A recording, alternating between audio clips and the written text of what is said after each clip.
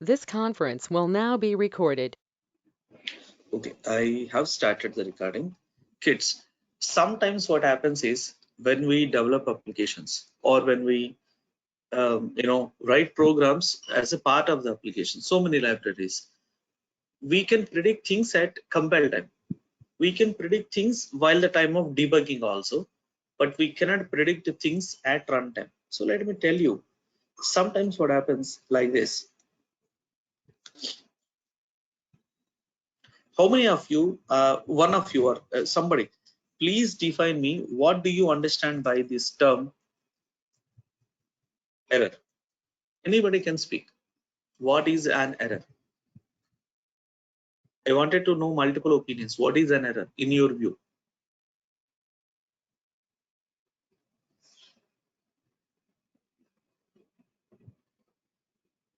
If people can speak, please. ఎవరో ఒకరు మాట్లాడండి. What is an error?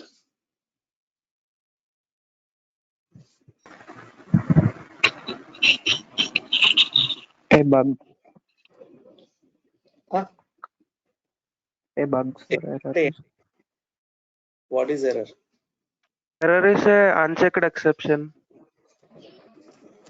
Unchecked exception. Then what is exception? No, Malla. What is an exception in such case? Like which we can handle at the runtime.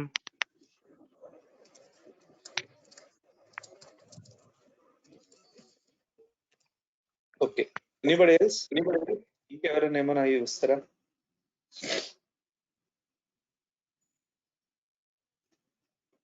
Let's define like this. నేను మీకు ఇంక ఈజీగా చెప్తాను error అంటే ఏంటో. Think that you are in a classroom and I'm giving you a small exercise, a drill kind of thing. If I say stand up, everybody will stand up. If I say sit down, everybody will sit down. If I say raise the hand, you all will raise your hand. If I say down your hand, all of you will down your hand. So that means I am giving you instruction, you are following, correct or not? Now, if I give you an instruction, jump out of the building, will you do that? No. So your system stops you, your brain stops you, saying that this instruction that I have given is against the normal rules that are defined in your brain, in your system. In other words, I could say. So what is that you do?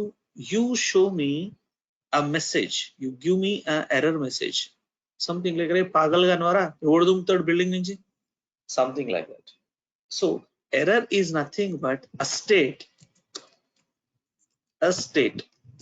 okay, what stops the system to perform operation or instruction that is beyond system specified or design instruction set. So system eppudu kuda, whatever the system you take, either it is an operating system or a JVM or anything, it is been built with some set of instructions. If you're trying to give anything beyond it, the system cannot perform. So it enter to a state and wherein it cannot perform. Well, what happens here? Here the system shows its inability to perform the given task. How it will show? Well, in the form of some technical message. Well, this is what we call as error. Am I clear? It's just not a single term that you can define. So when you give an instruction to a system could be anything, an operating system or a JVM or MS Office or anything. Let's say you are copying a CD and forcefully you press the out button. ఇది వరకు CD drives ఉండేవి, మీరు బలవంతంగా దాన్ని open press చేశారు. So the CD drive which is under written condition is being taken out. Then the software which is trying to read it or to write it will show you an error message. Am I clear? అర్థమవుతుంది చెప్పేది? So something like this is called an error. Error is always defined with a message. So when you look at a message, you will say ki error ochindi. This is what generally what we say, error ochindi. Program lo error ochindi, sir. What do you mean by error ochindi? That means the program is unable to perform the instructions that are specified by you. So it shows its inability ki bhaiya mere se nahi ho raha hai. Ye this is the reason. So the reason what it is showing you is called error message, and that error message along with the state where the situation stop the program to perform or continue is called error state. So put together, this situation is said to be an error. Am I clear, pillalu? Concept అర్థమైందా? Now these error ఇది ఎన్ని రకాలు ఉంటుంది? So ఈ error కొన్ని రకాలు ఉంటుంది. ఒకటి వచ్చేసి హార్డ్వేర్ స్పెసిఫిక్ నానా, అండ్ సెకండ్ వచ్చేసి సాఫ్ట్వేర్ స్పెసిఫిక్. నౌ ఇక్కడ ప్రాబ్లం ఏంటి? If this error is something related to hardware, the answer, can we handle? So here the answer is we can't handle it. Impossible. We cannot handle it. Why? Arey, come on, this is related to hardware. Something happens, ROM has gone. మీరు work చేస్తున్నారు, RAM ఎగిరిపోయింది.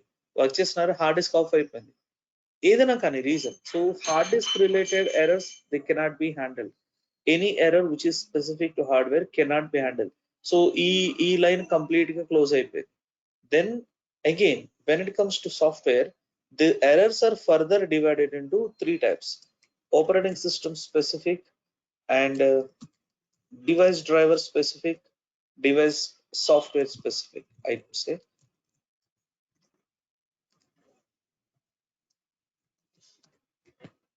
And finally, application software specific.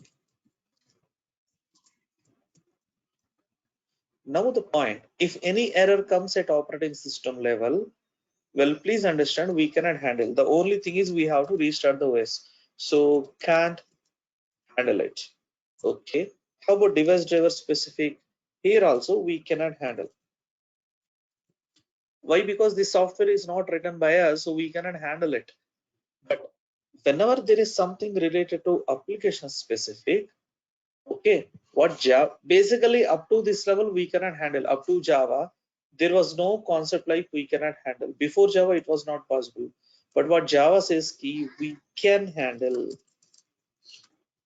Okay, so please understand, all these errors what you are speaking about, the error comes when you are giving an instruction and a system is executing it. In other words, I could say errors are happening at runtime. So these are the kind of errors that are happening at runtime. So here, if నేను ఇక్కడ పైన mention చేసిన runtime errors. Now these runtime errors that are specific to hardware, usage key cannot be handled. And when it comes to software specific runtime errors, you said key, bhaiya, if it is operating system level, I cannot handle. Similarly, if it is device specific, I cannot handle. But if it is operating system application software specific, it says key, yes, we can handle. That's what Java says key. So up to this level, you cannot do anything. Okay, na? So don't think that we can handle every runtime error. No. Now here, in a normal case, you cannot handle runtime error, but you are showing a separate behavior here, an exceptional behavior that you can handle. So that's why the handling mechanism of runtime errors, which is an exceptional case to the normal behavior, is called exception handling. What is an exception? Which is not a regular acceptance case. You are handling such a situation is called exception handling. Now you see, there are three different kind of errors that we basically get. One is compile time, another is compile time errors or syntax errors, and the second is logical errors, and the third one is runtime errors. So far we have discussed about runtime errors. So these are the different kind of errors what we can have when it comes to application. I'm speaking about again application. We cannot handle anyway, right? So there is no meaning we speak about hardware or OS or device specific. We will now concentrate only on application software specific errors. Now these application software specific errors are further bifurcated into three types beta. One is syntax, another is logical, and the third one is runtime. Okay, so what is syntax error? You know what is a syntax error. When you are writing a Java program and you deviate the syntax which is given to you, the compiler cannot compile the instruction that you have given. It creates a, or it raises a syntax error saying that देखो बस the syntax that you have followed is beyond my instruction set, cannot find this variable, or you cannot define it over here, wrong specification, class name is wrong, the method parameters that you are giving or method parameters required are differing with each other, so many. So now my question, can we handle syntax errors? The answer is yes, we are supposed to. Like the program compile avadu. So syntax errors will be handled. The answer should be will be handled. So what is a logical error? Logical error, you cannot call it error directly. That comes because of a wrong operation in a logic. Let's see this. For example, you are trying to write a small function called, let's say, a public void calculate net sal. Okay, when you say calculate net sal, okay, you are supplying, let's say, for example, double basic salary as well as double PF. Okay, PF is what is supposed to be taken as you. All right. So here, if you are taking user input, system.out.println, enter PF percentage. Well, assume that here he need to take double PF is equals to double dot parse double of whatever system dot console dot read line అని చెప్పారు జాగ్రత్త చూడండి. And then below you have said what is that, PF amount is equals to basic into the PF by 100, and you said net sal is equals to, okay, here you may ask the person to enter the allowances also, system.out.println, enter allowances, and you have taken double allowance is equals to double dot pass double of blah blah blah ఏదో తీసుకున్నారు. So ఇక్కడ ఏమైతుంది, net sal is equals to basic plus allowances minus PF amount. Okay na? So this is what your net salary is. So finally you will say system.out.println net salary is plus net salary అని print చేస్తారు. So ఇక్కడ ఒక చిన్న logic ఏదో రాశాను rough గా నేను. ఈ లాజిక్ లో seriously there is no problem. It is perfectly all right. Seriously, no issue at all. But what happens if the end user is thinking about something and by mistake, instead of pressing 110 as a PF percentage, he by mistake might have given 100. You see, this is the problem. Now here you never know. This is the generic software you are developing, and you never know what the input the end user might have given. While the time of testing this, the tester will enter 100 as a PF amount, it will accept. And then what happens, as per to this calculation, basic into PF by 100, so it actually takes the complete amount. That means 100% of the basic, make clear, and PF amount also will become, for example, if your basic you have given 10,000, okay now what is the 100% of 10,000? It is 10,000 itself. Okay, assume you have given allowances, let's say some 2,000 allowances you have given. Now it comes to the salary. What is it? Basic 10,000 plus allowances 2,000 minus PF amount. Come on here. In case ఇందులో ఏదైనా loss of pay ఉందనుకోండి, with time బాక system.out.println enter loss of pay due to absent. Okay, and assume double loss of pay is equals to some input, thinking that he has given some 2,500 as a loss of pay. Now look at this. So here net salary is basic plus allowances minus PF amount plus loss of pay. వీడి పని అయిపోతుంది. So ఇక్కడ basic plus allowances 12,000, PF plus LOP 12,500. So this fellow will get, poor fellow, he'll get minus 500 as a salary. Come on here. What is this? నెలంతా పనిచేసేవాడికి -500 salary ఒప్పుకుంటాడు వాడు. Now the problem here is because of some wrong input. So these are the kind of things called as logical errors. మాకు ఇలాంటివి చాలా వస్తుంటాయి.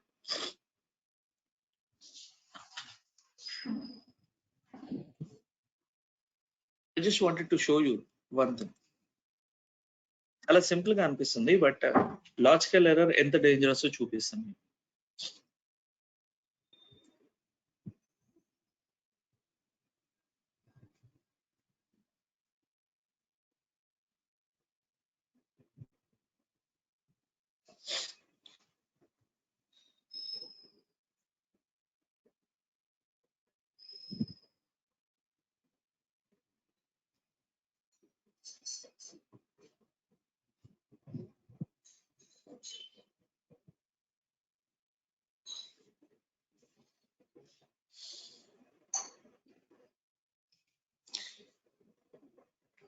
ఇది issues మాకు rise అయినాయి నిన్న.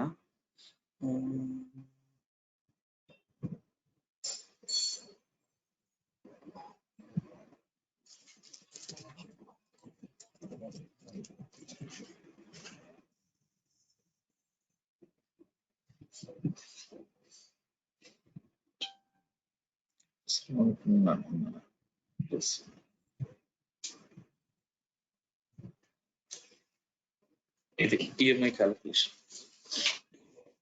సో ఇక్కడ చూడండి, ఈ పర్సన్ ఏం చేస్తున్నాడంటే he's trying to take loan of 2,40,000.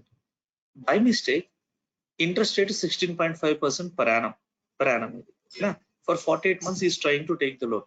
And by mistake ఇతను ఈఎంఐ క్యాలిక్యులేట్ అయింది చూసారా, 21,800. కమాన్, పూర్ ఫెలో. వాడు నెలకి 21,800 ఈఎంఐ కట్టాలంటే వాడు ఎంత కడతాడు తెలుసు తిరిగి 48 months కి? మంత్లీ 21,800 అంటే పర్ యానం అతను ఎంత రిటర్న్ చేస్తున్నట్టు? Somewhere around 2.5 lakhs into 48 months అంటే 4 years. వాడు తీసుకున్న 2 లక్షల లోన్ కి 10 లక్షలు తిరిగి కడతాడు. This is basically a blunder. ఎక్కడో ఏదో తేడా కొట్టింది అనమాట. So they needed an RCF for this. ఇలాంటివి తెలిసిపోతాయి వాళ్ళకి. కస్టమరే కంప్లైంట్ చేశాడు, ఏంటంటే ఇది తీసుకున్న 2 లక్షల లోన్ కి 10 లక్షలు తిరిగి కట్టాలా నేను. సో ఇది ఎందుకు వచ్చింది? This is because of some logical error. So దీనికి మేము ఆర్సీఏ చేసి ఎక్స్ప్లెయిన్ చేసి ఇవ్వాలి. ఇలాంటివి logical errors.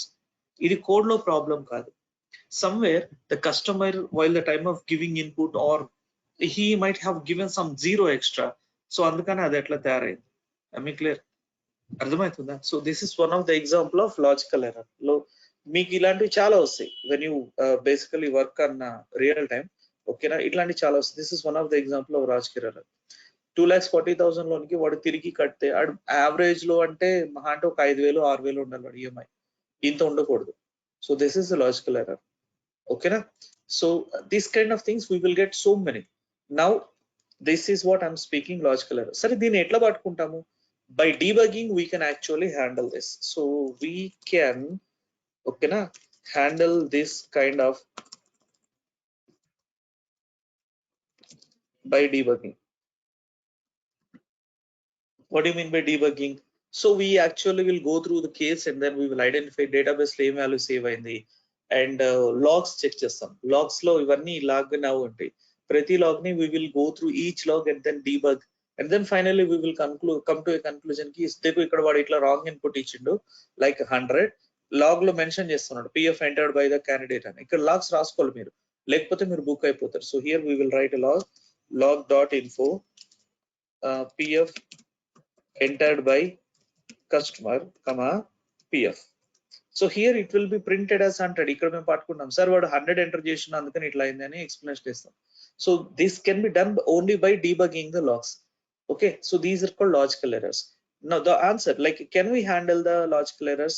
The answer is yes, we can handle the logical errors. Okay, now the last part, which is runtime errors. So runtime errors comes because of the wrong input entered by the end user. Am I clear?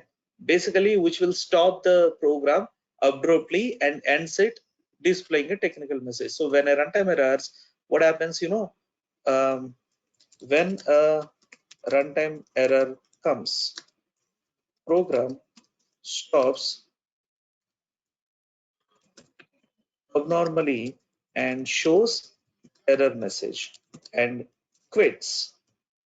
what do you mean by quits అంటే programme బయటకు వెళ్ళిపోతుంది ఇంకా run అవుతుంది. So this is a problem when a runtime error comes. This is the default behavior of any runtime error.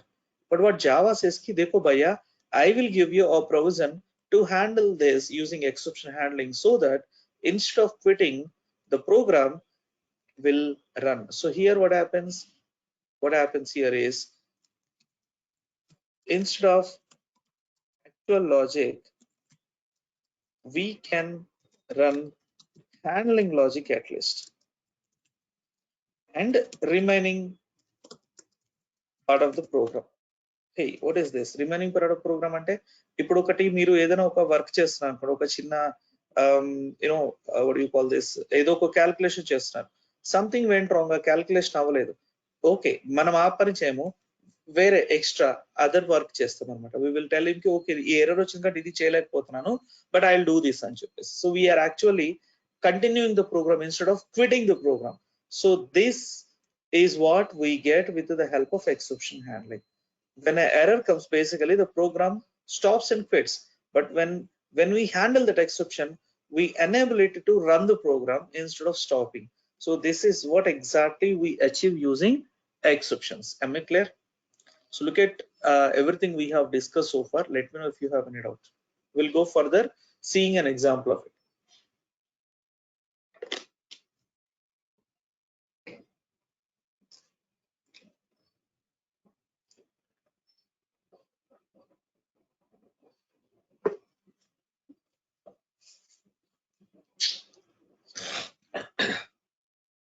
Okay, so let's see this all in a example, small example. So I'll go to the same kind of example what we are doing. Okay, say I have a class called myCalc, chota sa, but here in this calc I have only one method, jaise ki public void divide. Now I'm not giving input over here, I want to take the input by the end user. Am I clear? Observe carefully. I wanted to take the input from the end user. So here I will show him system.out.print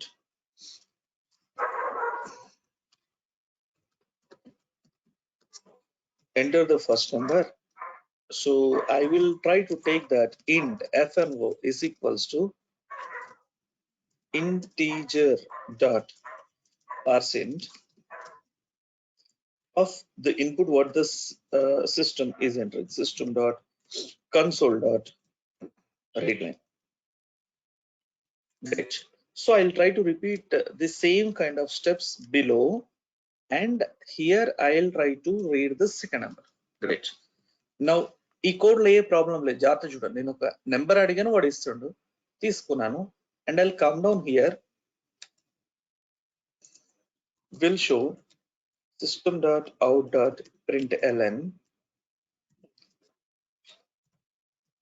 division is plus fno by SNO, and దీని తర్వాత here I wanted to say system.out.println a small thank you message. Thank you for using divide function or method or whatever. Okay. Thank you for using divide. Chalo, okay.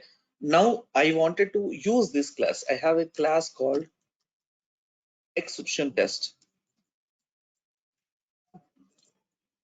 And here I have public static void main string args. ఏం చేస్తానంటే I just create instance of this myCalc and call the divide method. So it runs, it asks me to enter the first number, I'll enter, ask me to enter the second number, I'll enter, so I'll make second. Okay, and then finally it will show me bhaiya so and so is so and so, and thank you for using divide method, and that ends the program. So I would say myCalc mc is equals to new myCalc. Now ఇక్కడ నేను call చేస్తాను, ఇక్కడ space ఎందుకు ఇచ్చుకున్నట్టు, there is a purpose I'm giving space, mc dot divide, and after that here I'm saying system.out.println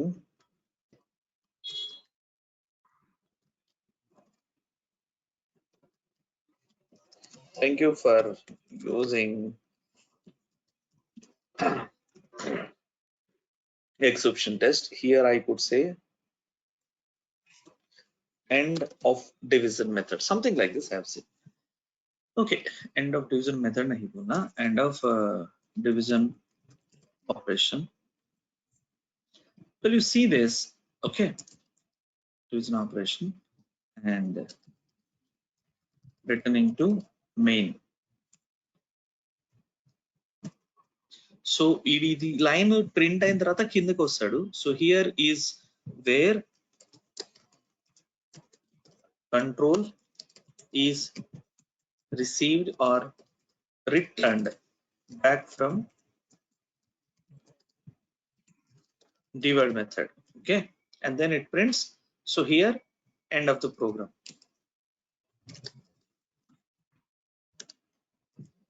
Okay, now here what happens?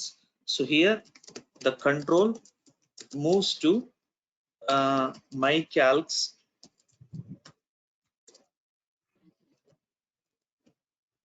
divide method and executes all its instructions. Well, you know this. Generally, this is what happens when you say inter-object communication. Control will be moving between multiple classes and will be executing the instructions one by one. So, idantha daggara pettukoni, now I wanted to run this program. I'll say Control S and I will save this exception test.java. Well, I have saved it and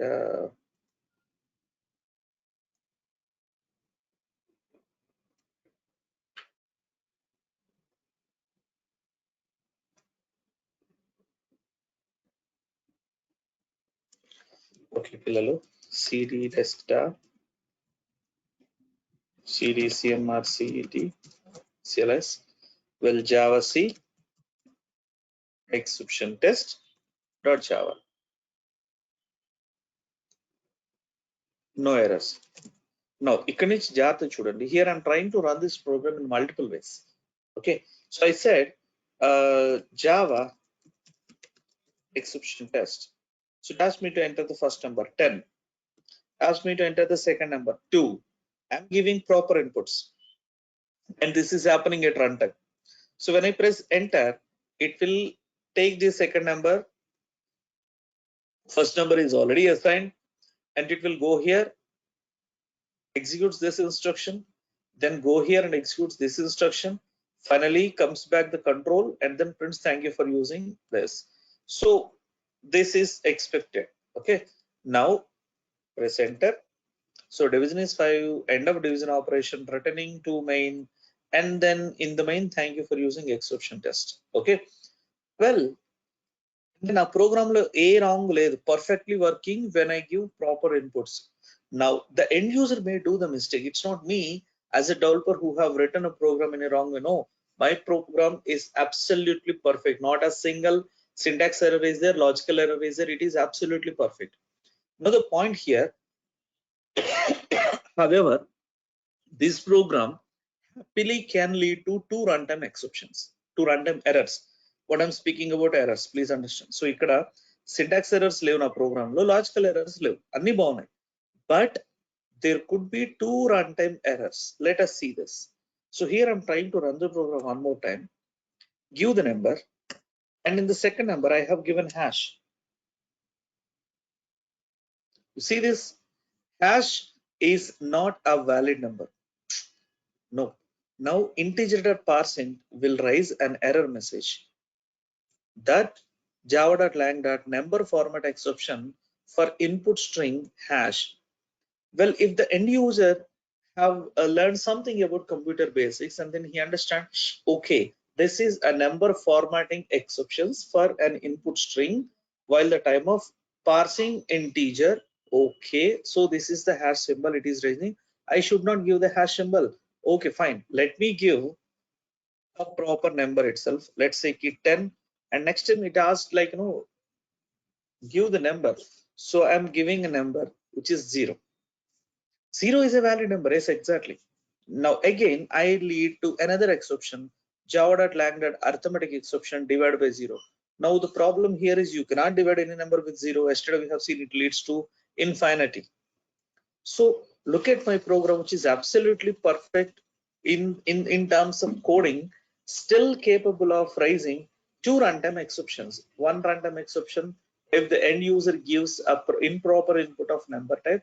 Second, what if he gives denominator as 0? I am not handling these two situations which may occur at runtime. Am I clear? This is what happens in normal program. Now, have you seen the difference over here?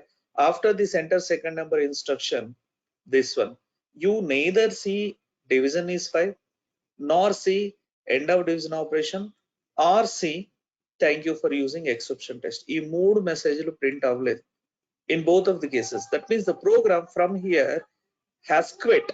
బయటకు వెళ్ళిపోయింది. ఒక్క నిమిషం.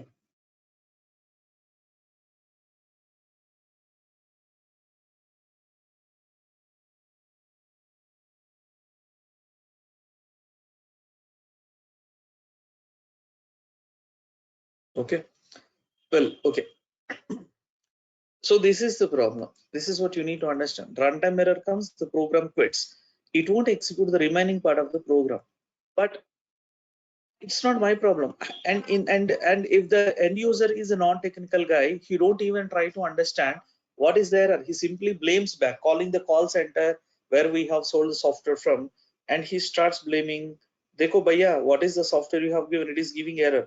He don't even understand. Simply that is because of his mistake, but he tries to blame the software. This is what happens in general. So that's why we have a concept called exception handling. When this situation comes, you have to tell the end user this is what you are facing, and you ask him to do some other operation. That is what we call as exception. I mean to say,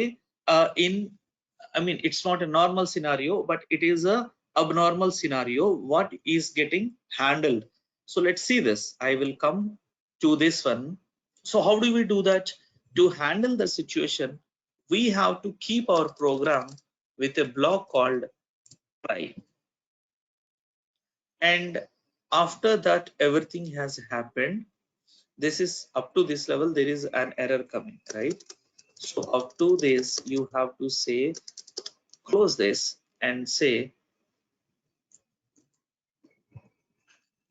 catch what? You have to catch whatever the error it is coming. Now what happens behind the scenes, like ఇది ఇక్కడ ఎలా కనిపిస్తుంది ఇప్పుడు మనం చెప్పుకుంటాం. You see, I'm removing this, okay na? జాగ్రత్తగా ఆలోచించి మాట్లాడండి. ఇది ఇప్పుడు మీరు మీ ఫ్రెండ్ ఇద్దరు కలిసి ఎగ్జామ్ రాస్తున్నారు, ఎవరైనా ఇద్దరు friends, and you have borrowed pen from your friend. And me friend ని మీరు ఏదో అడిగారు, పెన్ అడిగారు, and he has given a pen to you. Please జాగ్రత్తగా ఆలోచించి మాట్లాడండి. He has given a pen to you in which refill or ink is already coming to an end. You never observed this. You have taken the pen, you have started writing your exam. Exam రాసేటప్పుడు ఒక 10 లైన్లు 15 లైన్లు రాసిన తర్వాత sudden గా the ink have come to an end. That means ink complete అయిపోయింది. No, you have two options for which you take a permission from the examiner, go out of the college, find a stationery shop around, and then try to get a new refill, get back and use that pen. Option number 1, this is. Option number 2, you can simply return that pen back to your friend saying that mama it is not working, and then either quit exam or stop using. My friend ఏదో ఒక వస్తువు అడిగి తీసుకుని exam pen అని కాదు చెప్తున్నాను, అది work చేయకపోతే కూర్చొని దాన్ని బాగు చేసుకుంటూ కూర్చుంటారా లేదా రిటర్న్ ఇచ్చేస్తారా? What do you do? Return ఇచ్చేస్తాం కదా ఎవరైనా సరే. basically they will return it saying that it is not working. So the same thing happens here also in a scenario. So there is an operating system, okay, which has the capability of executing instructions of code processor. Now, who gives these instructions?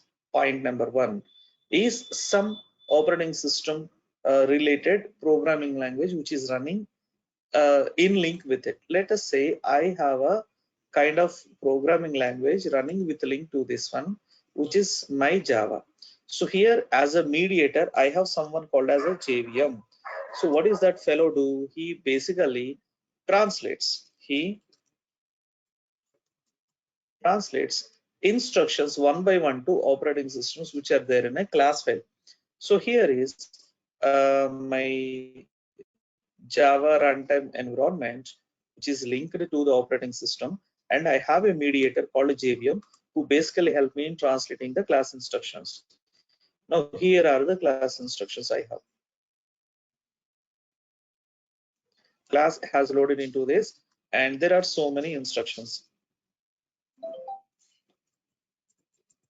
So what JVM will do? He basically translate these all one by one instructions into operating system native language one by one, and the operating system executes it. This is what exactly happens.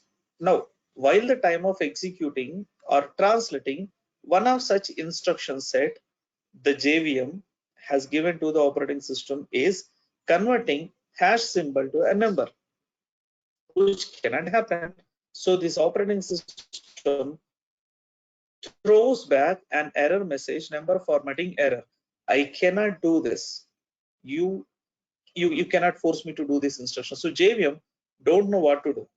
He can deal only with Java elements, but he cannot deal with operating system related error elements. So he will go ahead and then takes the help of Java runtime environment, in which we have a super person called throwable. Throwable. What do you meant by throwable? A book which can be read is called readable. Okay. A painting or a paper which can be write is called as writable. And thing that can be thrown is called throwable. So in throwable key, you have two sub elements here in Java. So the first sub element is error, and parallel to him, he has got one more element, exception. So that means he has got two subclasses. One is error and another is exception. So what is error? What is exception?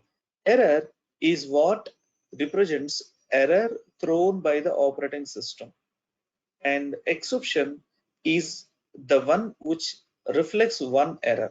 That means you have so many errors over here at operating system level that can be thrown, and the same list of supportive exceptions are available in Java like this. Number format exception,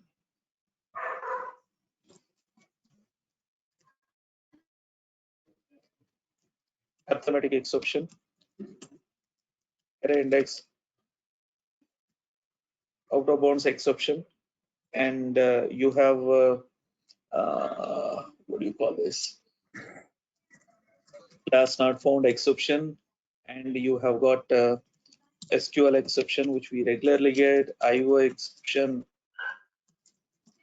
okay, and you have got interrupt exception. Whenever a process is running and it is going to sleep mode, processor wakes it up forcefully or quits it forcefully, then it says key interrupted exception. And you have got remote exception, and you have got naam kya tha uska, unknown host exception. This comes in servlets when you are trying to create a URL and then try to call it. Okay, malformed URL exception. So many such kind of exceptions are there, which actually represents one error that may happen at OS level. So what JVM will do is it actually comes down here to identify what is the error. Let's say this is the error, which is number formatting error. Okay, this is the error, it has thrown by the operating system. Then what JVM will do, so this error is number formatting error. He will identify who is the matching exception for this purpose, number format exception, right? And you know that if you wanted anything to be loaded into the memory, basically you require a new keyword. You know that, like, memory is supposed to be created, only then things can be handled. If memory is not created, you cannot do anything when it comes to Java. So what JVM will try to do, he will try to create memory for this exception object, and he will get it because it is a throwable. Please understand, this is a throwable. So he basically will try to call a command called throw new. This is instruction. Throw is an instruction because this is a throwable. He throws it. Throw new. Why? Because he needed memory for it. New number format exception. This is what he will do. He will throw this number format exception, and it will come down here to this line, from this line. So what happens in Java, JVM, the moment when he throws, he will only go into the code and see, is there any handling mechanism catch block available for this exception that I am throwing? Yes, then whatever you have written inside that block will be executed by this JVM. And he immediately jumps to that, let's say, assuming this is my catch block, then I will try to execute these 3 instructions instead of the actual flow. But at least I'm continuing, and then I'll come down and then execute remaining part of the code also. So this is what called as exception handling. Chalo, what if I have not written any exception? Then this error message is there, right? I told you every error will contain some message. Okay, he will identify the root cause. He will say ki, dekho bhaiya, in this Java program, so and so line number, which is called by so and so line number, okay, caused this exception to be raised. And this will be printed like this. Sorry, here it is. So it says key exception in the thread main java.lang.number format exception. This is an object, and this is raised for input string hash. This is the message given by the operating system. He shows it over here.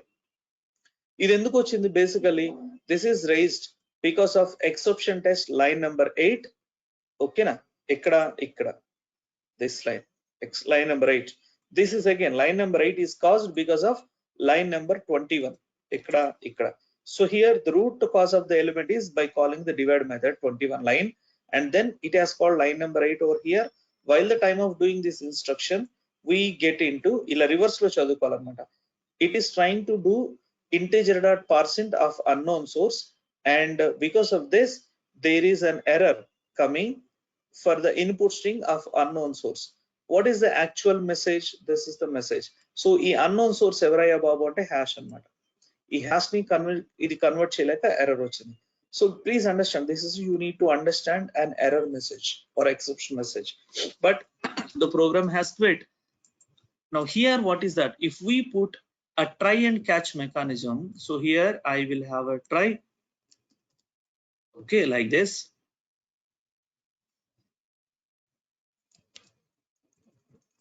And here is where, as I told you, we'll have a catch. So catch, what is that you wanted to catch? This number format exception, blah blah blah. So when you catch number format exception, whatever the code that you have written over here inside this catch part, okay, this will be executed as an alternate code to the actual code. So at least you will show the end user ki dekho bhaiya, this is what happened. We are unable to continue the operation that you have specified. We're really sorry. Please try after some time, kind of thing. Okay, now. Right. So let's see this. Like, this is exactly what happens in the behind scenes. Now I'll come down to my program. So here, if you see this one, throw new number format exception. Jagrata chudandi. Identidi. It is an object, new memory created constructor. ఇప్పుడు మీ దగ్గర student అని ఒక class ఉన్నాడు అనుకోండి పిల్లలు, మీరు వాడికి instance ఎలా క్రియేట్ చేస్తారు నాన్న? You will say student STUD is equals to new student. That means new student is assigned to whom? STUD student, yes or no? So this STUD student is assigned with new student. If somebody is giving you new student, how do you get it? Let us say I have a function. Please try to understand. There is a function like this. Public return. A return type is student type of object. Get student. ఈ function లో మీరు ఏం చేస్తున్నారంటే you are trying to do this one. Return new student. ఇలా ఒక student ని return చేస్తున్నారు.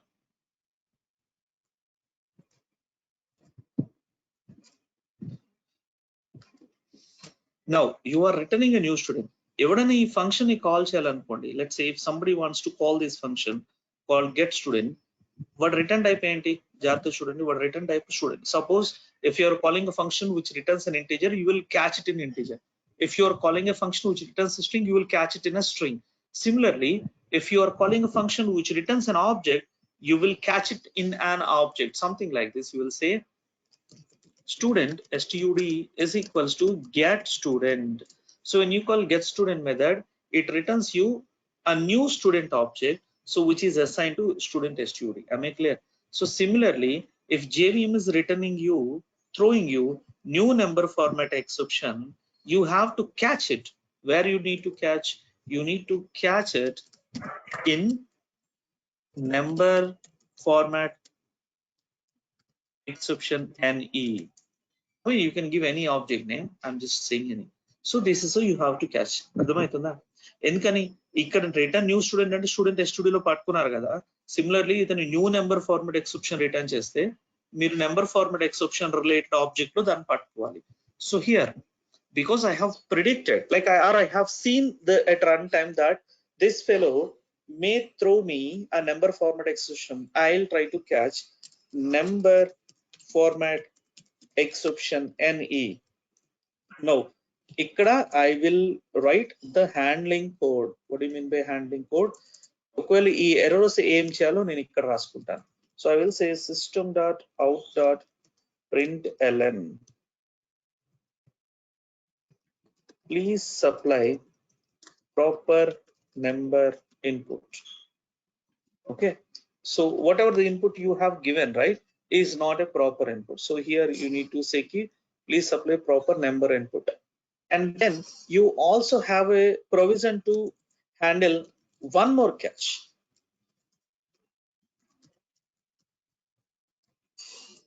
Hey, wait, what is this? That means can I handle any number of exceptions at a time? Yes, yes. So this is the best thing about try and catch. So here when you are actually predicting so many number of exceptions while you are designing the code, you can handle all of them at once. So here I could say system.out.println cannot divide a number or any number with 0. Please give a non-zero number. Something like this. So here it's in any output I can show. So and then once it is done, end of division operation, return to main, and then thank you message. All will be displayed happily. Let's say Control S. Now that I have a exception handling mechanism added over here to this simple piece of code, so I just wanted to run it and then see whether it will be handled properly or not. So I'll just come down here to this. So far I was seeing these errors. Now here I will say, now again I'll run Java exception test 10, and this time I will say, oh my goodness, Control C. మనం దాన్ని రీకంపైల్ చేయలేదు కదా పిల్లలు. First దీన్ని run చేసి చూద్దాం error ఎలా వస్తుంది. 10 and say hash. Similarly 10 and 0. Now I will try to recompile this program. Now I will try to run the program with the same above inputs. Okay, so 10 and some @ symbol. Well, here you can see the difference here. Like ikkada second number tarata mottam end ayipoyindi program, abruptly ended. But not in this case. Here it is saying please supply proper number input, and then malla cheptundi anamata I have closed the division operation, returning back to main, and thank you for using exception test. Meaning of this is you are continuing the program. Customer ki panic anpichadu, itla error kanpichadu. He will understand the input wrong what he has given. So let him try again with another wrong input. Let's say I will try again 10 and this time 0. Still I will show him a proper message. Dekho bhaiya, cannot divide any number with 0. Please give me a non-zero number to continue. So what ardhamaitadu what chesina mistake. Next time he will try to run with proper inputs 10 and 2. Well, he'll get properly division is 5. Okay, so he will feel like, oh super, this program is user friendly, it is telling me what to do. So this is what exactly is known as exception handling. What is that you do in exception handling is, whenever you get a runtime error, don't get panic. Let the end user realize what is the problem coming and then give him an alternate way of doing it. This is exception handling. This is what we do. We write a try and we catch multiple exceptions and then we handle it. So there is an important point over here again. ఇదంటే మనం predict చేసాము, రాసాము, errors వచ్చినాయి. What if we get an error of unpredictable? అంటే మనం ఏదో expect చేసాం, దీంట్లో ఒక 4 ఎక్సెప్షన్స్ వస్తాయని కోడ్ రాసి కూర్చున్నాము, బాగుంది. రన్ టైమ్ లో ఏదో 5వ ఎక్సెప్షన్ వచ్చింది, which we haven't figured it out or predicted. అప్పుడు మళ్ళీ కూర్చొని జావా కోడ్ మార్చుకోవాలి కదా, రైట్ అనా? సో దాన్ని అవాయిడ్ చేయాలంటే you can catch generic exception.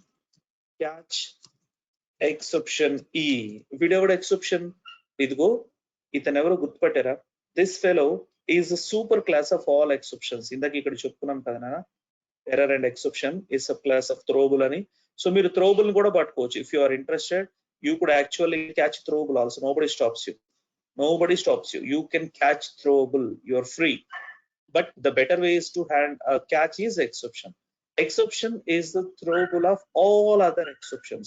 Now here, whenever you catch a super, a subclass object can be assigned. Dynamic binding. Ninna manam chusam gurtunda. Super class can be initialized with a subclass object. Do you remember that employee is equals to new principal, sir? Employee is equals to new training and placement officer. Similarly, Java trainer is equals to new RAM. Something like this. So super class instance can be assigned with a subclass of object. So దీని గనక పట్టుకుంటే catch లో, meaning of that is all of them are catch. అంటే ఏ exception దీంతో పట్టుకోవచ్చు మనం. So it will come down here. In such a kind of case, I'll try to provide some generic message. Let's say system.out.println something went wrong. We are sorry. Please try again. So this is a kind of generic message you are showing to him ki something went wrong which you are unable to predict. We are really sorry for which. And normal web applications later, please click here to go back and edo istam anamata. So he will go back and will try to do the same operation again, maybe with some different input or kind of thing. If you wanted to showcase some technical message also due to the below reason, and then you can showcase what is the technical message also. It is something like this. So here, if something goes wrong, okay, we are sorry, please try again kind of thing. Something went wrong. Here is a brief reason. Less e dot to string or e dot get message, you can say. This get message is a method available in exception class. Get message, get error, all this. You can see e dot to string also chalega. Now here, let me see this. What if I will put this exception, what I am showing a generic message on the top of the both catches. ఇక్కడ మీకు ఒక problem వస్తుంది. You know that this exception, who is a super object, can handle number format also, arithmetic also. Yes or no? So what compiler says ki, dekho bhaiya, ఈ రెండు క్యాచ్లు నువ్వు ఎందుకు రాసావు అనవసరంగా, ఈ రెండు ఆల్రెడీ పైన హ్యాండిల్ అయిపోయినాయి అని చెప్తుంది. Look at this. If you come down here and say CLS, now I am trying to recompile the program, you will get an error message key. This catch of number format exception and the catch of arithmetic exception, he's already been caught. But ఎక్కడ పట్టుకున్నాం మనం అంటే ఇదిగో ఈ super లో పట్టుకున్నాం. So catch of exception super have the capability to catch any other exception. So remember this, so ఎప్పుడైనా మీరు ఇలా జనరిక్ ఎక్సెప్షన్ పట్టుకోవాలి రాయాలంటే it must be the last catch. Am I clear? So don't forget this part. You cannot have this as a first catch. You cannot have this as first catch. Okay, so remember this should be last always. Pointer. Now assuming that the above two catches what I have, I try to comment them and I just wanted to see the behavior of this the new catch that I am implementing, what is super exception, right? చూద్దాం ఇది ఎట్లా behave చేస్తూ చూద్దాం. ఇక్కడికి వచ్చేసి I'll try to recompile the program. Now I have only one catch which is generic exception and I try to run it, java exception test, and here I give this no, something went wrong. Here is a brief reason for input string. This is the message which is received, right?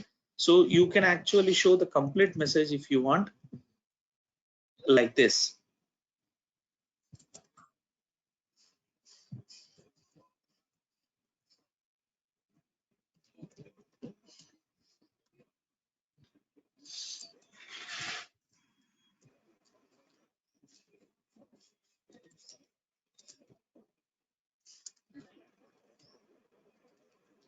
Like this you can say. So here is a brief reason. This is the error caused by so and so. So here error you can showcase like this. Error is this one caused by so and so. Control S and I will come back here and will recompile the program and run the program. Again give 10 and then say hash. Now it will show something went wrong. Here is a brief reason. Error java.lang.number format exception for input string at the rate caused by for input string at the rate. So మీరు ఇది అవసరం లేదనుకుంటే ఇది కూడా తీసేసేయచ్చు. Okay, in the place of error caused you can simply say reason and all, and that's it. So these two string actually will contain a brief of the message also. Okay, so here is how you can handle exceptions. If you wanted to show the end user what has happened, you can say e.toString, or you wanted to show only message, you can say e.getMessage, and you can say get error also. There is something else you can do. If you wanted to show him the complete big picture, you can say e.print stack trace. Okay, so here I wanted to show you the error message also. Assume, let's say system.out.println.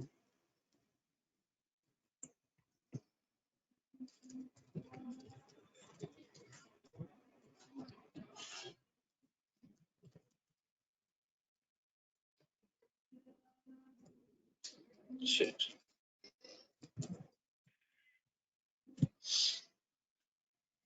It's not good get error. It is only get message anukunta.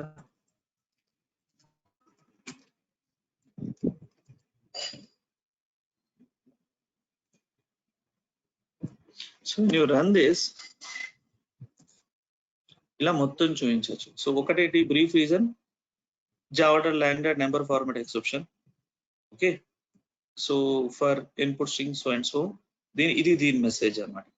దీన్ని proper గా form చేసుకొని కూడా చూపించవచ్చు. ఇది వచ్చేసి the total message, ఇందాక మీకు కనిపించింది కదా అది. దాని తర్వాత మళ్ళీ ఎండ్ ఆఫ్ ఆపరేషన్ రన్ అవుతుంది, థ్యాంక్ యూ ఫర్ రన్ అవుతుంది. So your program is actually executing. So in this way you could actually show the end user what ever you want. దీన్ని మీరు ఇంకా దీన్ని జాగ్రత్తగా స్ట్రింగ్స్ తోని కట్ చేసుకొని neat గా చూపించుకోవాలనుకుంటే కూడా చూపించవచ్చు. అర్థమవుతుందా? I mean clear? So remember this point. So in this way you can handle exceptions. I'm giving simply a comments over here. So if you want, you can use either of them. One example which will showcase everything. Great. Now the model, whatever you have seen, ikkada meer oka point ardham chesukovali. Okavela in case, let's say I am removing this, you have seen how super class exception will handle exceptions, right? So here I am removing these comments. Now point endante, whenever you catch error, you are doing something and then below ఇది execute అవుతుంది. Similarly control going back and this is also getting executed, but the actual line of code division, it is not getting executed. What do you mean by that? Meaning ఏంటంటే ఈ error ని నువ్వు handle చేసిన you are trying to run some alternate code but you are not actually running, I'm sorry, you are not running the actual code, right? Yes or no? You are not running the actual code. Alternate code run చేస్తున్నారు, ఇది run చేస్తున్నారు, ఈ remaining code run చేస్తున్నారు, ఈ remaining code run చేస్తున్నారు, but you people are not actually running this code. So this kind of execution handling is called as termination model. Termination అంటే handle చేసి terminate అయిపోతారు. So the customer have to run the program one more time. ఇందులో మీరు కావాలనుకుంటే catch లో మీకు ఒక provision ఉంది.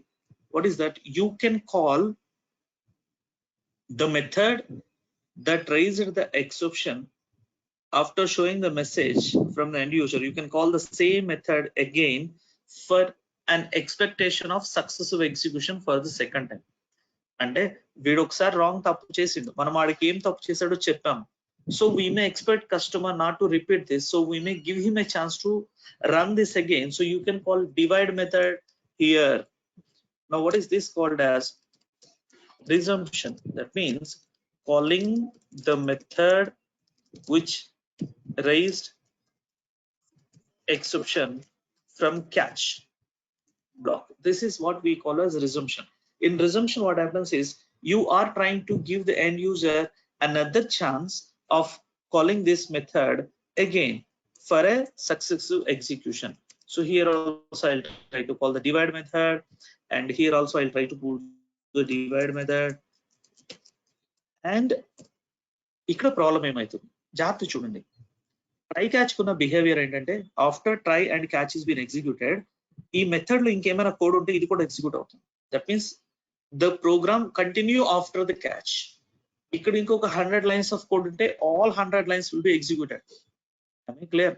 So the code that you have placed after the catch will be repeatedly executed if you are doing resumption. ఇది ఒక్క point గుర్తుపెట్టుకోండి. అంటే it will come to this behavior like this.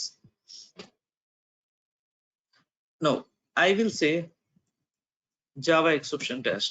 Here 10 and @ it will tell please supply proper number input and one అడిగింది, మళ్ళీ వాడు supply చేస్తాడు. Why it is calling again? Because you are calling the divide method again.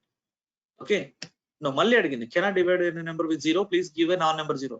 So it is forcing customer to give a proper input at any cost. So he will give 10 and 2, but this time after showing division is 5, it behaves very weird. Now look at this. The weird behavior is it will try to execute all the instructions of the catch block repeatedly. How many times you have called resumption? Those many times it will be called. So resumption slightly gives a unexpected output kind of thing. So if you are planning to use resumption in your program, make sure that you have instructions, all of the instructions of the method inside the try, not anything outside the try. That means ఇది ఎక్కడ ఉండాలంటే ఇదిగో ఇక్కడ ఉండాలి. అప్పుడు only successive execution అప్పుడు మాత్రమే method అంతా ఎగ్జిక్యూట్ అవుతుంది, మిగతా అప్పుడు ఎగ్జిక్యూట్ అవ్వదు. So here in such a kind of case if I say compile the program and run the program, and again I'm saying 10 and hash and 10 and 0, and again if I say 10 and 2, now I will get it only one time. అర్థమైందా నాన్న? So please remember, when you are using resumption kind of behavior, the remaining instructions in the method are repeated again and again and again. How many times you are calling, those many times it will be repeated. వద్దు ఈ headache అనుకుంటే resumption call చేయొద్దు. Point number 1, నేనైతే resumption call చేయను, but there is a concept I am teaching you. People may ask you what is the resumption, what is the use of it? Like you have to be in a position to speak about it. Andukane cheptam. Okay, so not that like you require it compulsory. If you don't require it, don't call it. But if you wanted to call it, make sure that all instructions are inside that try and catch. Concept ardhamainda?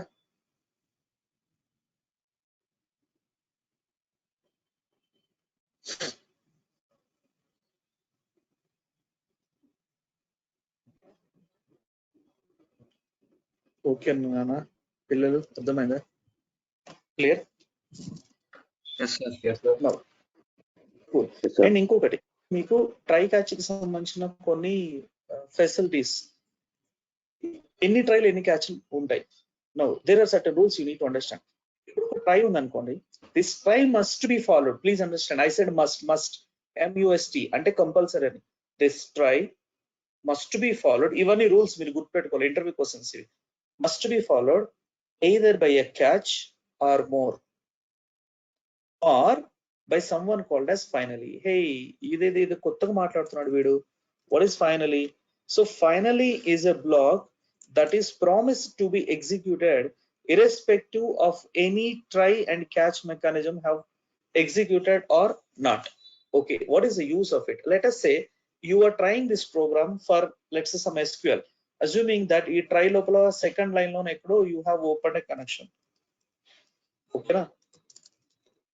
And ఈ last line లో ఎక్కడో returning to main దగ్గర assume you are closing the connection. But due to some reason ఇక్కడ error వచ్చి బయటకు వెళ్ళిపోతుంది. అది ఇది ఎగ్జిక్యూట్ అవ్వట్లేదు. అర్థమైందా? మీరు రిజంప్షన్ రాశారు రాలేదు పక్కన పెట్టుతున్నాను, చెప్తున్నాను. ఓకే, సో ఇలా బయటకు వెళ్ళిపోయింది. సరే, 4 సార్లు తర్వాత 5వ సారి కరెక్ట్ గా ఎగ్జిక్యూట్ అయినప్పుడు కనెక్షన్ క్లోజ్ అయింది. బట్ ఏ కనెక్షన్ క్లోజ్ అవుతుంది? 5th టైం ఓపెన్ అయిన కనెక్షన్ క్లోజ్ అవుతుంది. How about the connections which are open for the first 3 times 4 times? Connections అలా ఉండిపోతాయి. ఇదే ప్రాబ్లం నేను ఇవాళ ఫేస్ చేస్తుంది. I am having 400 open connections. Am I clear? So you can see this mail.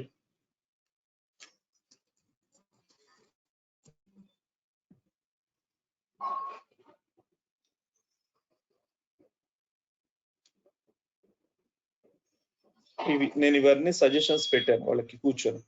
ఇప్పుడు 30వ తారీఖు నుంచి రేజ్ అయ్యి ఉన్నాయంట. అర్థం చేసుకోండి, 10 రోజుల నుంచి కనెక్షన్స్ ఇట్లా ఓపెన్ అయ్యే ఉన్నాయి. సో చాలా ప్రాబ్లం ఫేస్ చేస్తున్నాం మేము. Okay, so you can see this. ఇవన్నీ ప్రొడక్ట్ డిపి చేంజెస్ చేయించాలని మా ఇంటెన్షన్ అనమాట. యూటిలైజేషన్ చాలా ఎక్కువ యూజ్ అవుతుంది. చూడండి, 400 కనెక్షన్స్ స్టేబుల్ గా ఓపెన్ అయిపోయి ఉంటున్నాయి అంటే ఇట్లా కంటిన్యూస్ గా. నిన్న వచ్చింది మెయిల్, మండే 1 PM నిన్న వచ్చింది. స్టేబుల్ గా ఉంటున్నాయంట. ఇది కూడా మొన్న, ఇది అంతకు ముందు రోజు. సో ఇవి మొత్తం 3 రోజుల నుంచి ఈ టీసీఎస్ నుంచి ఇది నుంచి ఇతని దగ్గర నుంచి మెయిల్ వచ్చింది. So look at this utilization 74% utilization అయిపోతుందంట డేటాబేస్. కనెక్షన్స్ ఇన్ ఓపెన్ అయిపోతే ఏమైతుంది? సపోజ్ ఇవి ఒక 500-600 రీచ్ అయినాయి అనుకోండి, దెన్ వీఆర్ గాన్. ఇక్కడ 600 ఈజ్ ద లిమిట్. ఇక్కడ చూసారా, at any point of time 650 ideal connections allow చేస్తుంది. మేము 500 రీచ్ అవుతున్నాం ఇక్కడ. Do you observe this? కనిపిస్తుందా మీకు? గ్రాఫ్ కనిపిస్తుందా నాన్న? So this is a problem. ఇక్కడ ఏమైతుందంటే మెమరీ పర్సంటేజ్ ఇక్కడ మాక్సిమం యూజ్ అయ్యేది ఇదనమాట 600. సిపియూ పర్సంటేజ్ కానీ ఇవన్నీ ఎక్కువ యూజ్ అయిపోతున్నాయి. సో మెమరీ పర్సంటేజ్ 74 అంట, హైయెస్ట్ ఎలికేటెడ్ 511 అంట. ఇట్లయితే మేము చచ్చిపోతాం. 4 రోజుల్లో మొత్తం క్లోజ్ అయిపోతుంది. ఇంకా SQL సర్వర్ యాక్సెసిబుల్ ఉండదు. So this kind of problem comes. దీన్ని ఏమని పిలుస్తారు తెలుసా? దీన్ని కనెక్షన్ లీక్ అని పిలుస్తారు. కనెక్షన్ ఓపెన్ అయింది, క్లోజ్ అవ్వట్లే, అది అట్లాగే పడి ఉంటుంది మెమరీలో. లీక్ అయిపోయింది కనెక్షన్, అది అట్లాగే ఉంటుంది పైప్ ని ఆక్యుపై చేసి. సో దాన్ని మాన్యువల్ గా క్లోజ్ చేస్తే తప్ప క్లోజ్ అవుతుంది. దాన్ని మాన్యువల్ క్లోజ్ చేయాలంటే ఆప్షన్స్ ఏముంటాయి? ఫస్ట్ మీరు డేటాబేస్ సర్వర్ ని స్టాప్ చేయాలి. స్టాప్ చేసిన తర్వాత లైనక్స్ సర్వర్ ని స్టాప్ చేయాలి. లైనక్స్ సర్వర్ స్టాప్ చేస్తే అప్లికేషన్స్ రన్ అవుతున్నాయి కదా. డేటాబేస్ సర్వర్ స్టాప్ చేస్తే రన్నింగ్ అప్లికేషన్స్ లో ఎర్రర్స్ వస్తాయి కదా. సో చచ్చినట్టు ఫస్ట్ రన్నింగ్ అప్లికేషన్స్ టామ్కాట్ సర్వర్ ని స్టాప్ చేయాలి, దెన్ పోయి డేటాబేస్ సర్వర్ ని స్టాప్ చేయాలి, దాని తర్వాత పోయి లైనక్స్ సర్వర్ ని రీస్టార్ట్ చేయాలి. కనెక్షన్స్ అన్ని క్లియర్ అని అప్పుడు వచ్చి మళ్ళీ ఫస్ట్ డేటాబేస్ సర్వర్ ని స్టార్ట్ చేయాలి, దెన్ ఆల్ టామ్కాట్ సర్వర్స్ ని స్టార్ట్ చేసి మళ్ళీ అప్పుడు హిట్ రావడం మొదలు పెడుతుంది. సో ఇదంతా పెద్ద గోజ్ పని. ఎందుకు ఇది తయారైందంటే ఎక్కడో మా జూనియర్స్ ఎవడో రాసిన కోడ్ లో ఈ సరిగా హ్యాండ్లింగ్ మెకానిజం లేక కనెక్షన్స్ లీక్ అవుతుంది. So this is I mean నేను ఒక రియల్ ఎగ్జాంపుల్ చెప్తున్నా మీకు. చాలా సింపుల్ గా కనిపిస్తుంది కానీ యునో ఈ ప్రాబ్లం వచ్చినప్పుడు it is really impossible to handle unless you reach. Now Hello, think good morning. of any big. Can you hear me? Yeah. Good morning. Can you hear me? I am the principal calling. Yes, sir. Sir, we can hear you.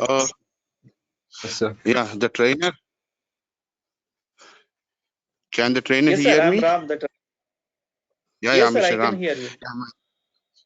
I'm a small request. Don't use Telugu language. There are some students those who can't understand Telugu at all. That is the problem. Okay. Oh, okay. Sure, sir. Right? Sure, That's sir. the problem. I think all are not from this Telugu speaking state. There are some students who are from outside, so they can't understand a bit of Telugu. So that is the problem, right? Okay. Sure, sir. Please take care. Yeah, yeah. Thank you. Thank you. Sorry Sure, for this. Right. Bye. Thank you. Yeah. So, okay. Now here, what happens is such a kind of thing lead to a big problem after 1 week or 10 days when all the leaked connections which are there available open cannot be closed. Now think of a financial kind of bank kind of company, of my kind of company. We depending on the loan software to be run on a proper way. Now what if the software is not running for 4 hours, 5 hours? All the customers who are taking loans from the bank or the financial institutions for 4 hours are not taking the loan. They are actually getting into loss. So the companies cannot bear it. For 1 day, if you are not allowing customers to take the loan, you probably are missing almost crores of loans. If you go to home loan, it will be on crores. So this is big loss to the company. So we cannot afford clients to get into loss because of our coding mistake. So what is that we do? We have to do them in a proper way. So what Java gives you provision is, dekho bhaiya, in such a kind of situation, whenever you feel certain things are supposed to be run compulsory, irrespective of try and catch are handled properly or not, you have a block called finally. So what is this finally block is all about? In this finally, you can write that code which you feel mandatory to be executed at any cost. So here finally, here what is that we did? We write that kind of code, okay, which we feel mandatory to be executed for this method.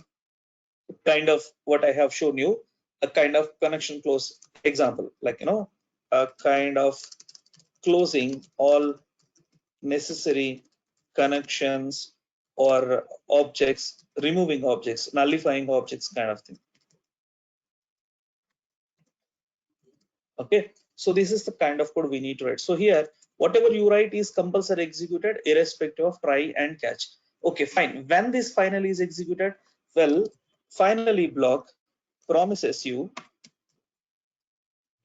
that it will be executed after a corresponding try.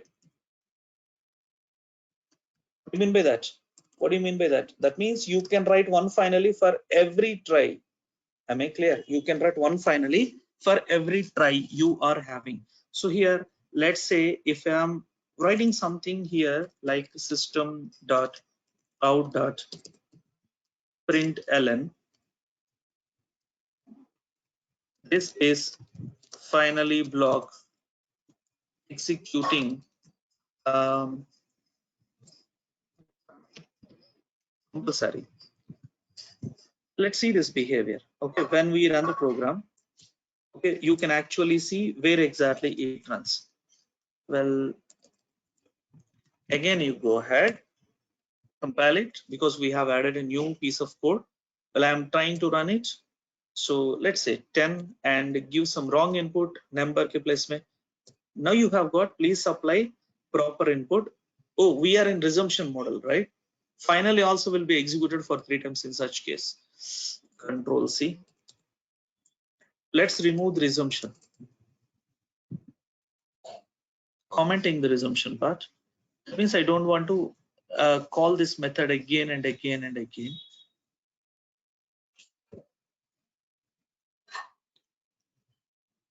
Commented.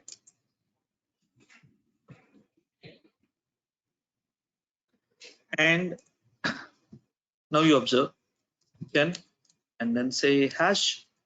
Well, there you go. It shows key, please supply proper number input, which is the catch part, followed by this is finally. So when finally is executing, the moment catch is executed before ending the try. I repeat this. The moment catch is after the catch, before the try closes. What if we have more catches and then we are doing more in the catch? All that you have written inside a catch will be executed.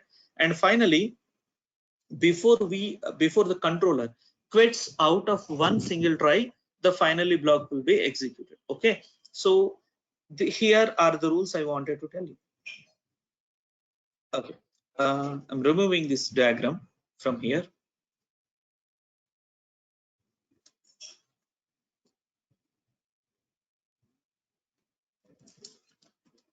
We can have try, catch, finally combinations in code. First point. That means we can write a try catch finally. But please, from here the rules applies. If we write it like a try must be followed either by catch or by finally or by both. What do you mean by this? You can write both finally and catch, but you have to have at least once. That means you may ask me, Ram, in that kind of case, shall we skip catches? Yes, yes, you can skip, no problem. Shall we skip finally? You can skip. Shall we skip both? No. As said, must be followed either of that. So if you try to write your code in a way that you have commented out everything, catches followed by finally, I'm saving it. Now, if I go to my compiler, now I will get a compile time error. A try without catch or finally or resource allocation, resource declaration. So please understand, you need to have either a catch or a finally. You can have both or you can have one. Okay, you said you can have one. So shall I skip these catches and then keep finally? Yes, yes, you can keep, no problem. The program will be compiled. You can see now I don't have catches with me. I have only finally. Okay, so Control S and I'll come back here. We'll try to compile. Now it's okay. Similarly, I have commented finally and I have removed comment at catch. That means I have catches, but I don't have finally. You see, this is commented. So this catches comments, commented part is been removed. That means I have only the finally part. Sorry, I have only catch part, not the finally. So now shall I compare? It is still okay. Now what if I remove comment of the finally also? I am keeping both catch or finally. I'm compiling. It is still okay. That means you can have either a catch or a finally or both. It is accepted, but at least one of them must be there. Okay. So now another point. We can write one finally for each try. But please understand, one and only one finally. What do you mean by that? Unlike multiple catches you can have, you cannot have multiple finalists, but not in the case of catches. We can write as many catches as possible for one try. That means this is a slight reverse of that finally part. When it comes to finally, you can write only one finally, but when it comes to catches, you can write as many catches as possible. Now again, so we can catch any exception in exception catch. That means when you say catch exception, you could actually catch all subclasses of exceptions in exception catch. But this should be the last catch. These are all the points that you need to remember. That's why I'm writing them separately. Now we can write a try, catch, and finally combination inside a try or inside a catch or inside finally. Okay, wherever you want you can write. Please try to understand.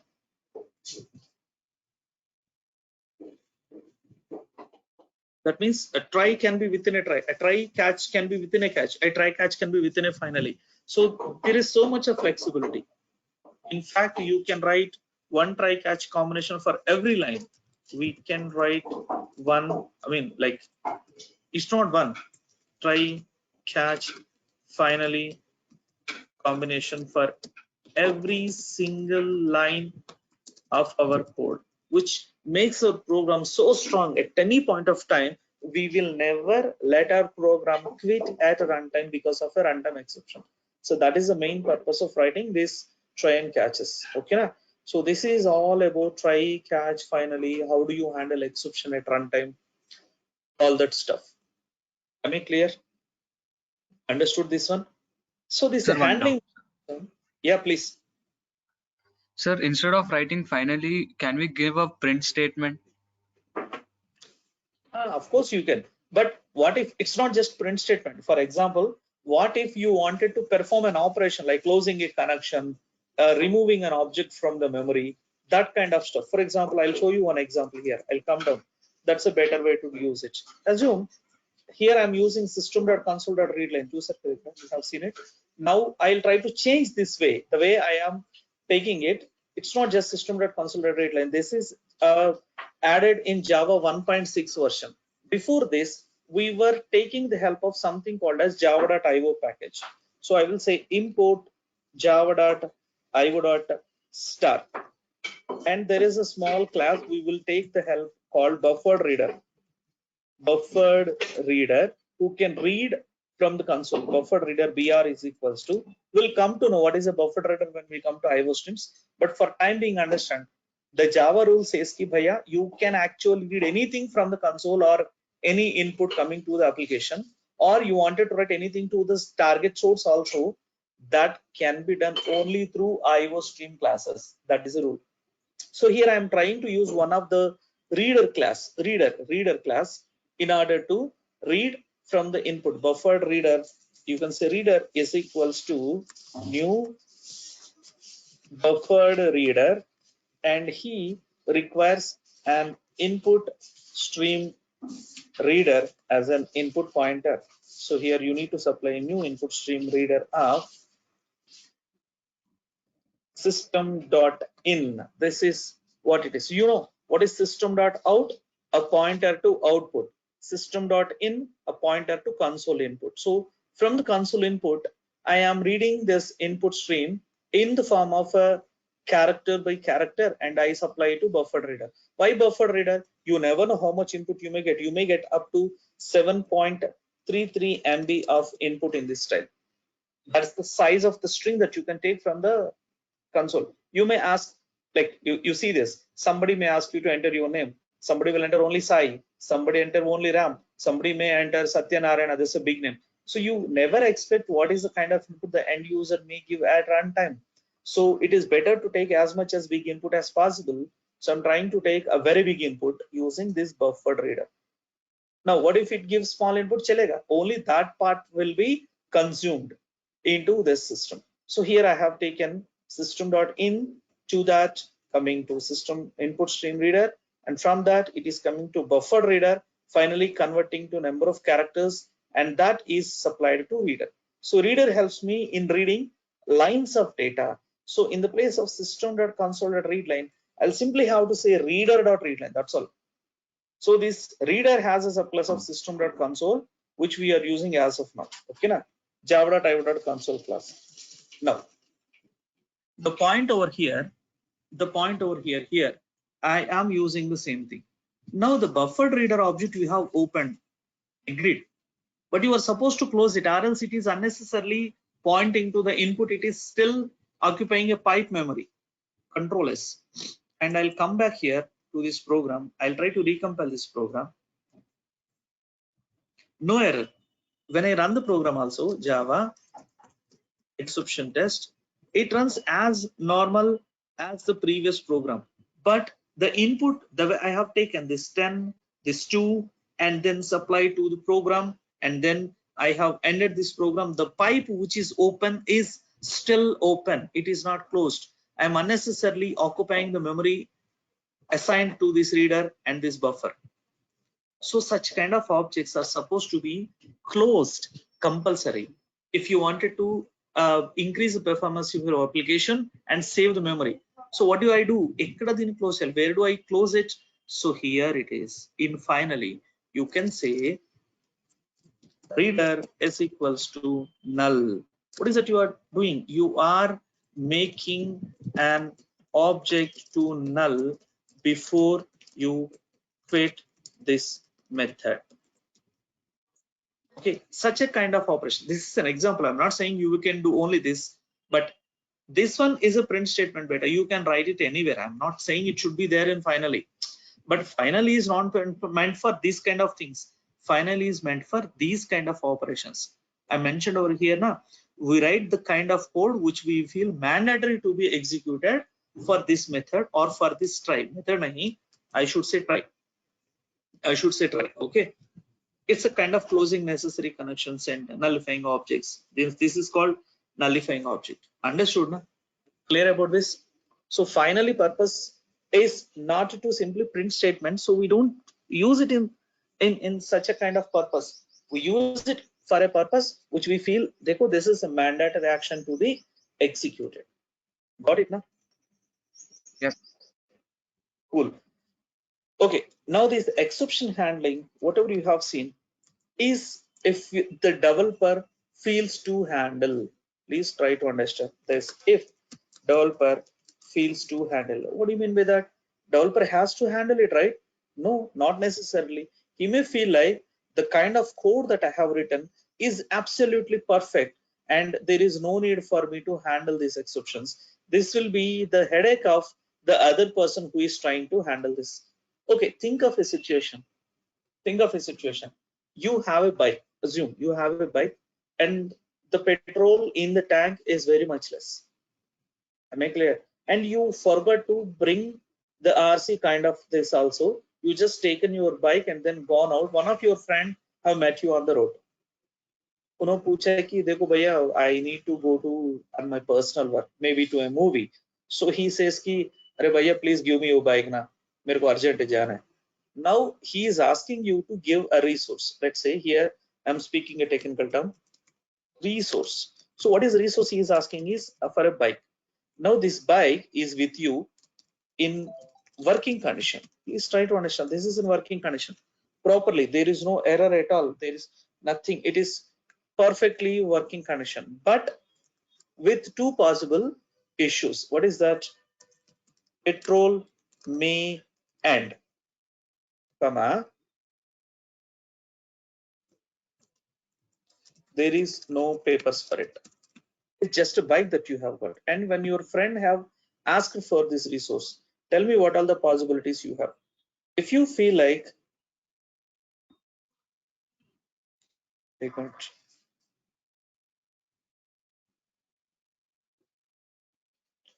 minutes.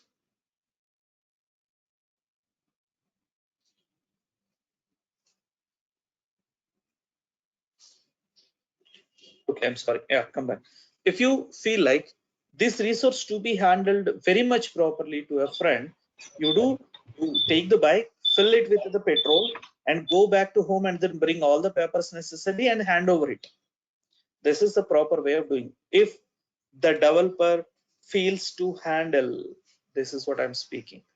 What if you are not interested to do all the stuff? The resource is in working condition, jaise ki our code, which was in perfect condition. The error is coming because of the wrong input from the end user. It's not our mistake. That's a mistake by the end user. So it's something like, the bike is been taken by the friend. If it is his responsibility to take care of petrol, and it is responsibility to handle the paper issue if a traffic constable grabs him. Then what is it you do? You hand over the resource and then saying him, brother, you are taking my bike. This is quite okay. But please remember, this bike throws, you are declaring, okay, na, throws no petrol exception, comma, no papers exception. You are declaring, you are giving this resource and declaring that you are giving kind of time, says ki ले ले मामा ले ले, use कर ले, लेकिन ये देख लेना पेट्रोल नहीं है और पेपर्स भी नहीं है. Now it is the people who is, or the person who takes this resource, it will become his responsibility to handle these two exceptions. It's no more your headache. It is the person who takes it. So what is this model of handling resource without handling exception is called as exception propagation. What do you mean by exception propagation? Exception propagation is a kind of mechanism where you don't want to handle exception, whereas simply you are handling it to the person who is taking that resource. So here the resource have to handle. That means the person who takes it have to maintain the try and catch correspondingly. Am I clear? It's no more your headache, but the person who takes bike. have to handle the try and catch. So this is what we call as exception propagation. Now the point over here to discuss, main point here, why I'm speaking about this example is, now when this person takes the bike, tell me something, what is mandatory for him to check and what he can skip. Here the bike throws two exceptions, no petrol exception and no paper exception. Okay, no RT kind of thing. So what is mandatorily to be checked before he is starting the bike? I repeat, before he starts the bike and then go ahead to a movie or wherever he wanted to go, he can go. But one thing he must compulsory check. What is it? Petrol. How about paper? Paper comes into the picture when he is grabbed by a traffic constable. He can manage the constable, that's a different story. If he can manage, if he cannot manage, there is a random exception. The person will grab the bike and then take the key and then say, chalo bhaiya, go, bring the paper and take the bike or give a penalty. That leads to runtime error. That means his journey will be stopped. But how about this one? How about this one? Can he skip this check? He cannot skip this check, but he can skip this check. If it comes at runtime, it may be. But what if there is no constable or police person, traffic person on the road? He can still reach his destination, right or wrong? So these are the two different kind of exceptions comes into picture when we are getting a resource which is declared that this resource may throw, that means it throws some exception. So this kind of exception have certain names. Please understand, this is called as checked exception and this is called as unchecked exception. What do you mean by checked exception? This is checked, or this is supposed to be compulsory to be checked before we execute the program. This can be handled while executing the program. Okay, so these are never checked by the compiler whether you are handling them or not.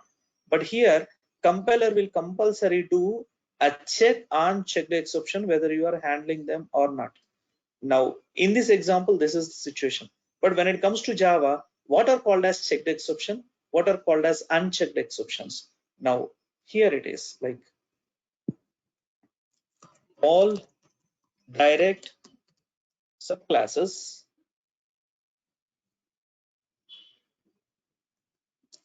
of exception are checked exceptions, and these are like all subclasses of runtime exception. There is a class called runtime exception, please understand, are unchecked exceptions. Okay, na? So remember, these are the two different kind of exceptions we have, or direct subclasses of exceptions and all direct subclasses of runtime exceptions. Okay, so these runtime exceptions are never checked by if the class is a subclass of, if the class is a subclass of runtime exception, the compiler won't stop. Example are our number format,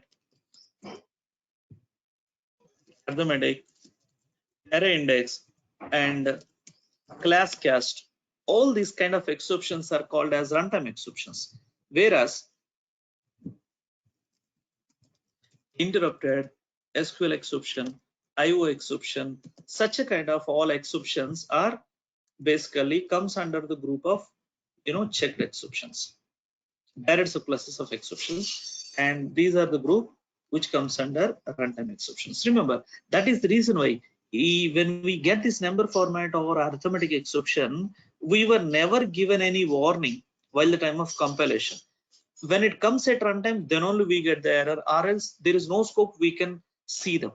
Okay, so let's see how this exception propagation kind of scenario will be handled. Now here, look at this IO exception is a checked exception. Rule of Java says ki every input and output operation, that means every read or write operation throws IO exception. Well, what is this IO exception? This is a checked exception. Just now we have seen it, right? This is a checked exception. You can check na kada, I told you. Right, come back. Now let's see our program here. This method is perfectly fine and I'm not interested to handle the try and catch. In such a kind of case, I'll put a comment to Mr. Try, and eventually I'll put a comment to all the handling mechanism up to finally. I'll put everything, this. And then here I would like to say reader is equals to null. Things are good. Control S, and I says this, look at this first point, look at this. So I have number format, I have arithmetic. Previously, if I don't have this also, assuming I'm putting comment to this buffered reader also for time being, please understand, for time being, and I'm trying to make this reader system.console. Please try to understand system.console. I will say system.console.readline, and here also in the place of I will use system.console.readline, control S, and then C. I will come back to my program and I'll say Java C exception test. There is no single compile time error. It is fine, fair enough. But the moment when I enable this Mr. Buffer Reader, and instead of system.console, I will say reader.readline, and here also I will say reader.readline. The compiler will start behaving very weird. So what the compiler will say here now, it says me, देखो unreported exception, IO exception must be caught or declared to be thrown. Look at this. This is exception propagation. It says ki देखो भैया, you are using an operation of reading, and Java says ki every reading and writing operation will throw a runtime exception called as IO exception. You must handle it. Why? Well, because IO exception is a checked exception. This is a direct subclass of exception, so it must be handled. This is what the behavior of Java. As I told you in our example, IO exception is like this petrol, no petrol. Hey, how about this number format exception which were coming to us? Is compiler taking care of them, or warning us ki bhaiya, the kind of operation you are doing FNO by SNO is capable of leading to these kind of exceptions? It is giving a warning to me? No, it is not giving. Why? Because these can be handled at runtime. They are subclasses of runtime exception. So this is the behavior of Java. It forces you to handle only checked exceptions, not unchecked exceptions. So what am I supposed to do? I'm supposed to put a try over here, something like this, and a catch over here to handle this IO exception. Then it is okay for it. It is something. Let's say I put finally also control S. Now you see I have enabled this exception block. What do you mean by enabling this exception block? Enabling this exception block means like this fellow can handle any exception, right? Yes or no? So probably he will handle IO exception also. I will come back and will try to recompile the program. Catch without try. Oh, I forgot to enable this try. This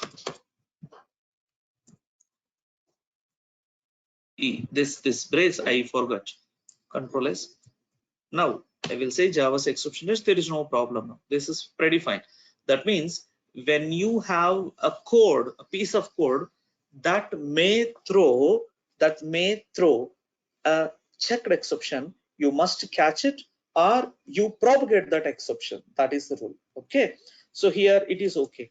Now if I have try and catch, this is okay. What if I'm not interested to handle this? My code is perfect. Why the hell I need to handle this IO exception, which is unnecessary to me? Well, I wanted to put everything like this. Control S. Now here you will come to the same error message again, unreported exception wala. Okay, there is something missing. This one. Now you have come to the same situation where you were asked to handle this exception. Now previously we have handled, we put IO exception catch, we handled it. Now this time I'm not interested to handle it. Then you can say like this divide method throws IO exception, control S.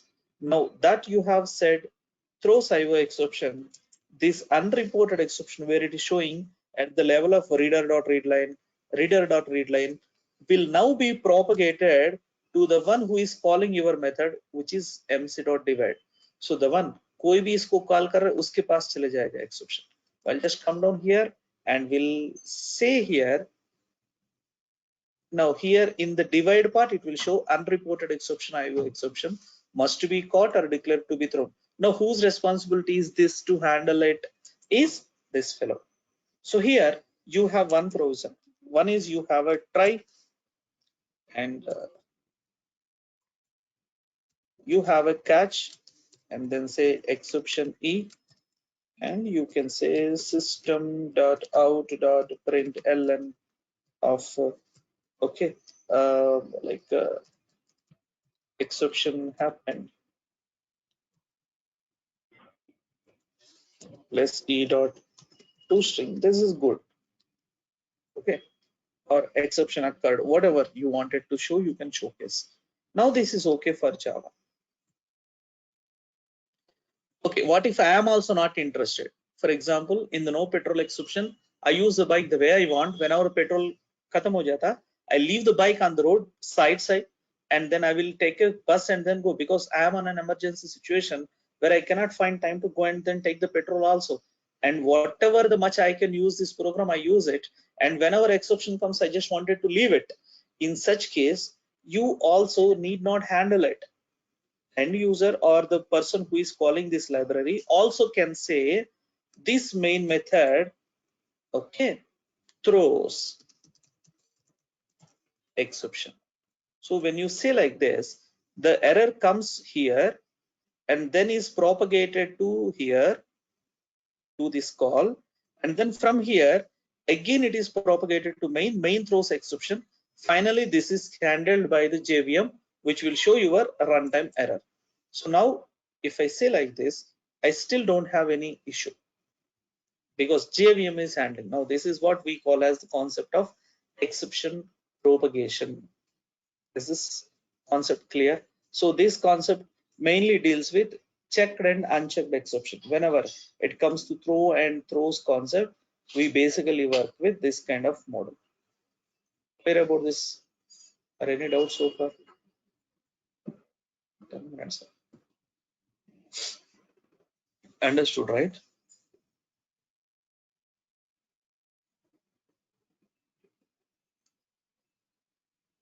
Yes, sir. Super. Now there is one last point which we need to speak in exceptions, which is like, creating and working with custom exceptions.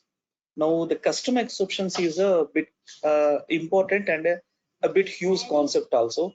It requires me to take creating my own exception, which extend exception class, and then throw it whenever a relevant error comes. And then what happens is, you see, assume you are developing a very big calculator program. So when it comes to calculator program, you regularly deal with numbers and do arithmetic operations like this: divide, addition, subtraction, multiplication, and you may do sine, cos, x, y, z, so many operations. So it will be really hard for you to write code like this, write a try, and then have number of catches, and finally everywhere in the method will be a very tough part. Like this, if this is a single line you are showing, what if you are doing so many lines of code as an alternate code everywhere in your application, correct? So this code repeatancy will happen unnecessarily. Then what is that we need to do? What is that we do is we will try to write a exception handler class. What is that exception handler class? Yes, it is. It's a utility, exception utility class we write, and whenever we get an error, we will throw that error to the utility and he will handle it. And after he has handled, the certain message is been shown to the end user, controller comes back to us, and then we will continue our piece of code. So here what happens is we will not write this handling mechanism, multiple catches kind of thing in our code. we simply write the entire stuff in a single class, utility class, and then here we will catch only one exception, and then we will see how it is. It is user defined exception, or we call it as a custom exception. That concept is really important. You must know it. And today in the afternoon session, we will have that concept discussed in the first half an hour, followed by any doubts so far you have on exceptions. We will discuss that also. And then we will go to the concept of multi-threading. Okay. So now, I mean, my time is up, buddies. Like it's 10 o'clock now. I'm supposed to join the call by 10. I have hardly 6 minutes left. Okay. So we will wind up the session now up to this level. And then I'll let you know in the groups when the next session will be today. It could be at 2 o'clock or 3 o'clock.